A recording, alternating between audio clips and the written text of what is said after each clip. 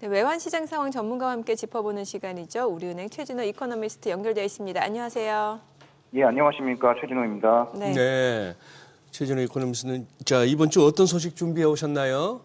예, 최근에 달러원 환율 상단이 조금 막혀 있기는 하지만요. 예, 국내외 여건을 좀 고려해 보면 강달러에 대한 우려가 계속해서 지속되고 있는 상황입니다.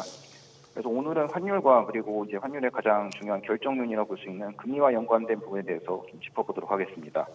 네. 지금 달러 환율이 1,450원에서 움직임이 이어지고 있는데 달러 대비 약세를 보이는 통화가 이제 원화만은 아니고 일본 금리 인상을 지금 유보한 상황이고 중국은 경기 부양을 위한 돈 풀기를 예고한 상황입니다. 그럼 주요 아시아 통화 내년에도 좀 달러 대비 약세 흐름이 이어진다라고 보시나요? 예, 글로벌 환시에서 달러 강세는 통화들 대비해서 전방위적인 이제 강달러를 나타내고 있다 이렇게 보시면 될 것 같고요.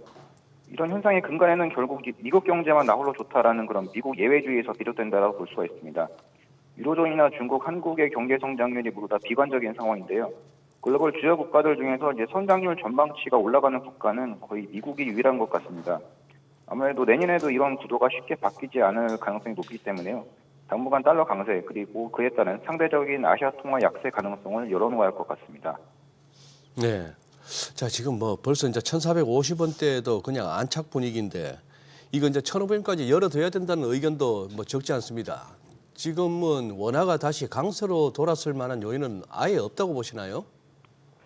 국내 여건상 이제 원화 강세를 이끌 만한 요인은 펀더멘탈리 찾아보면 정말 찾기가 좀 힘들어 보이는 게 사실인 것 같고요. 펀더멘탈이 불안정하기 때문에 결국은 이제 정책이 좀 기대면서 대외 환경이 좀 진정되기를 기다리는 수밖에 없는 것 같습니다. 현재 한국은행의 비정기 RP 매입이라든지 이제 국민연금이 이제 외환수합 증액을 한 것 등 그런 정책적 요인들의 달러원 상승을 누르고 있는데요. 만약에 이제 국민연금의 전략적 환액지가 좀 발동이 된다면 그 규모가 좀 상당히 크기 때문에 달러 환율도 레벨이 조금 낮아지지 않을까 생각합니다. 다만 이제 수급의 기대는 안정은 지속될 수가 없기 때문에 펀더멘탈 회복이 가장 급선무일 것 같습니다.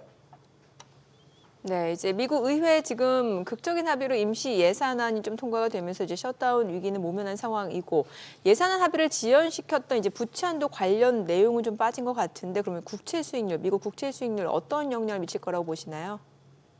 미국 정부 셧다운 이슈는 이제 부채 한도 협상과 맞물려서 이제 늘상 존재하던 그런 노이즈라고 볼 수가 있겠고요. 내년 3월에 이제 다시 예산안 합의가 진행이 될 텐데요.